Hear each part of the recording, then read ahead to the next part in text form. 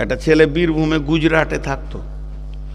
তো গুজরাটেও কি করতো জানেন, একটা ওই পলিথিনের বস্তা নিয়ে মার্কেটে পলিথিন, জুতা, বোতল, ছেঁড়া ভাঙড়ি কুড়িয়ে বেড়াতো।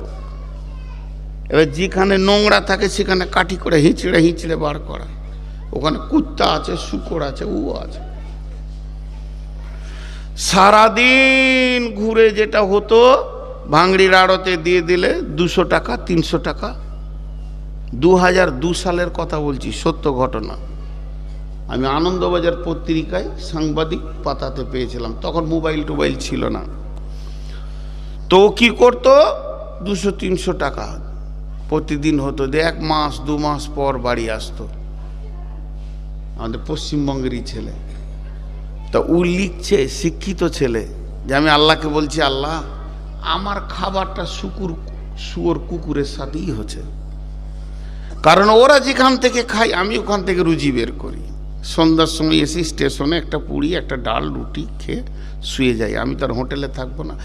শুধবে কোথা 5 স্টার হোটেলে না, রেল লাইনে পড়ে থাকতো। একটা বাতি দিয়ে ঘর করেছে, 2টা তিরপল কার্টুন চাপিয়ে দিয়ে ঘর। বলছে ওখানে শুয়ে শুয়ে আল্লাহকে বলতাম, আল্লাহ আমি কি দোষ করেছি যে আমার জীবনটা এরকম থাকবে। 2 মাস 1 মাস অন্তর ছেলে পিলে বহু বিটির মুখ দেখতে পেয়েছি। আর এই পাশেই 5 তলা বিল্ডিং, আর গুড় গুড় গুড় গুড় গুড় গুড় গুড় গুড় করে চলছে এসি মেশিন। সারা রাত এসিতে থাকছে, এসি গাড়িতে ঘুরছে। ওরা কি নেকি করেছে দিন বলতাম। কিন্তু 2002 সালে গুজরাটে একটা ভূমিকম্প হয়েছিল ভুজে, মনে আছে? প্রায় 20,000 লোক মারা গিয়েছিল, আমার মনে আছে, পত্রিকায় দেখেছি। যখন বলছে রাত্রি 1:30, রাত্রি যখন 1:30 বাজছে, তখন দুলতে লাগলো আল্লাহর জমিন। বগিগুলো, ট্রেনের যেগুলো মালগাড়ি ভাঙা চোড়া পড়ে আছে, হাড়াবাড় হাড়াবাড় করছে। আমার ঘুম ভেঙে গেল, এত সাউন্ড কেন? জোরে লাফ মারলাম, তা কার্টুনের ঘরটা ফেড়ে বেরিয়ে গেলাম। তারপরে একদম মাস্তানের মতো এসে প্ল্যাটফর্মে দাঁড়িয়ে দেখছি 20 তলা 50 তলাগুলো গুঁড়া হয়ে পড়ছে। তাদের ভিতরে যারা এসিতে শুয়েছিল চাটনির মতো গুঁড়া হয়ে গেছে। তখন আমি আল্লাহকে সাজদা করে বললাম, মাবুদ রে, তুমি কত বড় মেহেরবান, ভাগ্য ভালো আমাকে 20 তলা বাড়ি দাওনি, তাহলে আজকে আমি বউ বেটি নিয়ে চাটনি হয়ে যেতাম। আল্লাহ বলছে, গোলাম রে, এতক্ষণে তোর বুঝে এলো, যাকে আমি যত মাল দিই তার চাপ তত বেশি থাকে। অতএব অশকুরলে, তোকে পৃথিবীতে আমি যেমন বানিয়েছি, ওয়ালা তাকফুরুন, খবরদার কুফরি করবি না। দিন আনা দিন খাওয়া, 500 বছর আগে জান্নাতে গিয়ে হাওয়া খাবে, মাত্র 50 বছরের জিন্দেগি। আর যার মাল আছে, গাড়ি আছে, তাকে কিয়ামতের মাঠে দাঁড়িয়ে দাঁড়িয়ে 500 বছর হিসাবকে চুকাতে হবে। এর জন্য আমার আল্লাহ বলছেন, যদি তোরা আমাকে আমার ভয় করতে চাস, আমার কাছে ভীতু হতে চাস, তাহলে প্রথম নম্বরে আমার ওপরে ঈমান আনবে, পরিপূর্ণ আমার ওপরে ঈমান রাখবে। খবরদার ঈমানে কম বেশি করবি না।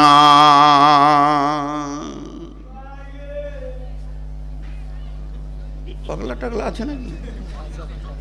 আচ্ছা, পাগলা যদি আছে তার রাঁচি পাঠিয়ে দেন। জি, ঈমান রাখা।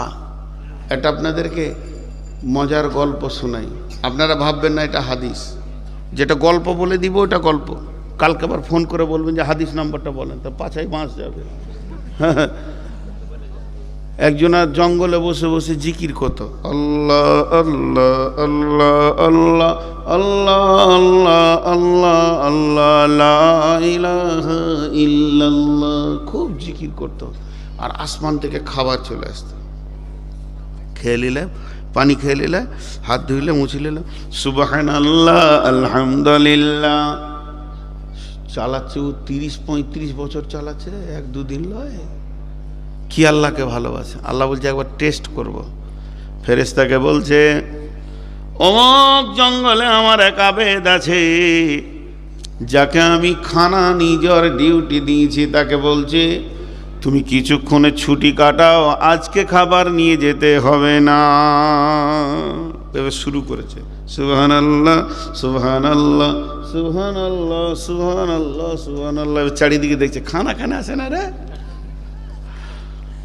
বেলা করে গেছে। এবার সকালে খাওয়া নাস্তাও আসেনি, আর দুপুরে ভাতও আসেনি। এবার বেলা গড়ে গেছে, পেট চু চু চু। ও কি করলো, থালাটাকে বগলে নিয়ে গাঁদে চলে গেল ভিক্ষা করতে। বিরাট বড় এক হাজি সাহেবের, হাজি সাহেব 3 তলায় থাকে, ফের বড় মাস্তানু। কে রে? বললাম একটা ফকির আছি, তোর ঘরে যে মেয়েটা কাজ করে, ওকে বলে ওই ফকির এসছে, 3টে রুটি দিয়াই তো খায়, খানিক চাটনি আর 3টে রুটিও থালাতে দিলে। তা রুটিটা দেখছে আর বলছে আল্লাহ আল্লাহ সুবহানাল্লাহ। তাও আল্লাহকে ভুলেনি, হ্যাঁ আল্লাহর নামই নিচে। আর হাই সাহেবের ঘরে একটা কুকুর ছিল, কুকুরটা এসে রুটি দে, না হলে ক্যামড়ে মেরে দিব। একটা রুটি দিয়েছে, আর থাকলো কটা? কিছু দূর গিয়েছে, ও রুটি খেয়ে কুকুর মারলো দৌড়াবার ওর পেছনে, দে রুটি, 2টা দিল। আর থাকলো কয়টা? আর কিছু দূর গিয়েছে, কুকুর এমন ঝাঁপ মারছে মনে হচ্ছে ওর শাঁসিতে ধরবে এখানে, ভয়ে 3টি দিয়ে দিয়েছে। খেলো কয়টা? ও ওর নসিবে জুটলো না। যখন ও কুকুরটা 3টে রুটি খেয়ে নিল, তখন কুকুরটা জবান খুলে দিল। আবার বলছি, এটা গল্প, জবান খুলে মানুষের মতো করে বলছে তুই হলি আল্লাহর গোলাম, আমি হলাম হাজি সাহেবের গোলাম। হাজি সাহেব যদি 3 দিন খেতে না দেয়, আমি ওর বাড়ি ছাড়া অন্য বাড়ি যাই না। তোর আল্লাহ তোকে একদিন পরীক্ষা করেছে, মাটি কামড়ে পড়ে থাকলি না, আমার মতো কুকুরের মালিকের ঘরকে এসেছিস, বিরাট বড় শাহিনশার দরজাকে ছেড়ে দিয়ে। হতভাগা, আল্লাহর প্রেম কাকে বলে তুই জানিস না? প্রেমের অপর নাম হলো আঘাত। গোলাপ ফুলকে পৃথিবীর সব মানুষ ভালোবাসে, কিন্তু আল্লাহ তাকে রেখেছে কাঁটার মাঝে। গোলাপ ফুল নিতে গেলে হাতে কাঁটা লাগবে, মধু খেতে গেলে মৌমাছির হুল ভুঁকা নিতে হবে। এগুলো আল্লাহ ঠিক ঠিক জায়গায় ঠিক জিনিসকে রেখেছে। ওরে আল্লাহর গোলাম, তুই গিয়ে দেখগা তোর ঘরে ফেরেশতাতে খাবার ঢেকে দিয়ে চলে গেছে, পেট ভরে খাগা। আর জীবনেও না খেতে পেলে আল্লাহর দরবার ছেড়ে অন্য দরবারে যাবি না। কুকুরের কাছ থেকে জ্ঞান নিলে। জি, হযরত উমর ফারুক রাদিয়াল্লাহু তাআলা আনহু ফজরের নামাজ পড়ে খুব কাঁদতে লেগেছে। সাহাবীদেরকে বলছে তোমরা আমাকে সাহায্য করো, আমার খুব টেনশন হচ্ছে। কি হলো? বলে রাত্রিতে স্বপ্ন দেখেছি রাসূলুল্লাহ সাল্লাল্লাহু আলাইহি ওয়াসাল্লামকে। তো রাসূলুল্লাহ সাল্লাল্লাহু আলাইহি ওয়াসাল্লাম আমাকে খালি একটা কথা বলে, উমর তোমার হুঁশ নাই, তুমি একটা বোকা, বুদ্ধি কম, মাথা মোটা, নালায়েক, কোনো জ্ঞান নাই। রসুল বকেছেন, এর জন্য কাঁদছে যে আমি কি গুনাহ করলাম। সাহাবীরা বলছেন আমিরুল মুমিনিন, আপনি কি কোনো নতুন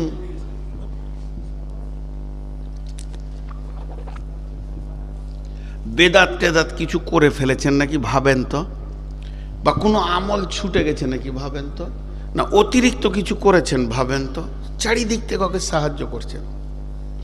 এমন সময় উমর বললেন হ্যাঁ আজকে রাতে একটা কাজ করেছি। বলে কি কাজ? বলে মদিনাতে অভাব চলছে, খুব সংকট, খেতে পেছে না মানুষ, তাই আমি বিদেশি বাদশাকে একটা চিঠি লিখেছি যে তুমি কিছু মাল উট বুঝাই করে পাঠাও, আমার দেশের অভাবটা অন্তত মিটুক, আবার আমাদের মাল যখন হবে তোমাকে পরিশোধ করে দেয়া হবে। সাহাবীরা বললেন আমিরুল মুমিনিন কত বড় ভুল করেছেন, কেন রসুল আপনার ওপরে রাখবে না? অভাব এসেছে, কষ্ট চলছে, কেন আপনি বিদেশি বাদশাকে চিঠি লিখলেন?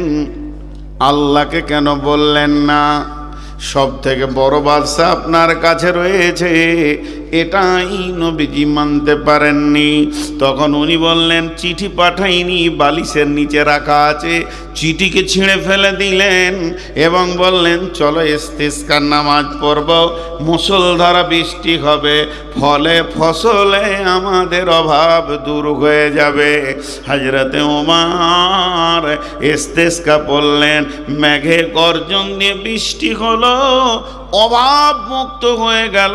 হে মানুষ, আমার আল্লাহ বলছেন, যদি তুমি ঈমানদার মুত্তাকি হতে চাও, প্রথম নম্বরে আমার আল্লাহর উপরে পরিপূর্ণ ঈমান রাখতে হবে। নাম্বার 2, ওয়াবিল ইয়াউমিল আখিরি। ও মা আমার, বেটি আমার, বোন আমার, যেদিন নিঃশ্বাস বন্ধ হয়ে যাবে, সেই দিন থেকে নিয়ে জান্নাতের চৌকাটা পর্যন্ত একটা লম্বা জীবন আছে। কবরকে অতিক্রম করতে হবে, হাসরের ময়দান পার হতে হবে, পুলসেরাত পার হতে হবে, জাহান্নাম থেকে পার হতে হবে, জান্নাতে গিয়ে সুখ নিতে হবে। এই যে আখিরাতের যত ঘটনা আছে, মবিলে আখিরাতের যত ঘটনা আছে, সব ঈমান আনতে হবে, দৃঢ় বিশ্বাস রাখতে হবে। আল্লাযীনা ইউমিনুনা বিল গায়বি, যারা গায়েবের উপরে ঈমান এনেছে, জাহান্নাম দেখল না, জান্নাত দেখল না, ফেরেশতা দেখল না, পুলসেরাত দেখল না, কবরের আযাব দেখল না, জাহান্নামের আগুন দেখল না, অথচ চোখের পানিতে কাঁদছে। আমার আল্লাহ বলবেন, ও আমার ফেরেশতা, চলে যা শাহবাজপুরের ময়দানে। এত রাত্রিতে লোকগুলো বসে রয়েছে এবং জাহান্নামের কথা শুনছে, আর তাদের চোখ দিয়ে পানি আসছে, দিলগুলো থরথর করে কাঁপছে। তারা কি আমাকে দেখেছে? ফেরেশতারা বলবে না। আমার জাহান্নাম দেখেছে? বলে না। আমার কি ফেরেশতা দেখেছে? বলে না। তবে কি পুলসেরাত আর কবরের আযাব দেখেছে? বলে না। তখন আমার আল্লাহ বলবেন, এত কিছু না দেখার পর আমার ভয়ে তারা কাঁদছে। ও ফেরেশতা, তোমরা সাক্ষী থাকো, আমি ওই গোলামগুলোকে মাফ করে দিয়েছি। অতএব বন্ধুরে, আখিরাতের উপরে ঈমান আনতে হবে। ওয়াল মালাইকা, মালাইকা বলতে ফেরেশতা, এটা আল্লাহর একটা মাখলুক। মালাইকাও হচ্ছে জিন, আর জিনও হচ্ছে জিন। জিন মানে হচ্ছে অদৃশ্য, যাকে চোখে দেখা যায় না। এরকম জালসাতে অনেক জিনও জালসা শোনে। ও আমার জিনেদের ভাই বোনেরা, শুনেলেন, সব থেকে বেশি গুনাহ জিনেরা করে। এরা মিথ্যা কথা বেশি বলে আর জেনা ব্যভিচার বেশি করে।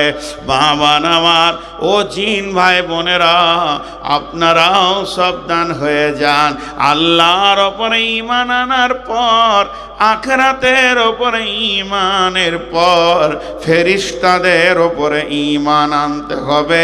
ও জিন বোনেরা, ফেরেশতা তো দেখা যায় না, মা আমার, বোন আমার, ফেরেশতাদের ওপরও ঈমান আনতে হবে। কবরের ফেরেশতা আলাদা, লিখনেওয়ালা ফেরেশতা আলাদা। আল্লাহ বলছেন, মা ইয়ালফিযু মিন কাওলিন ইল্লা লাদাইহি রাকিবুন আতীদ। তুমি এমন একটা শব্দ ব্যবহার করো না যা আমার সংরক্ষণকারী সংরক্ষণ করে না। বিধায় তুমি কান করে শোনো, আমার সংরক্ষণকারী ফেরেশতা রয়েছে, জাহান্নামের ফেরেশতা আলাদা রয়েছে।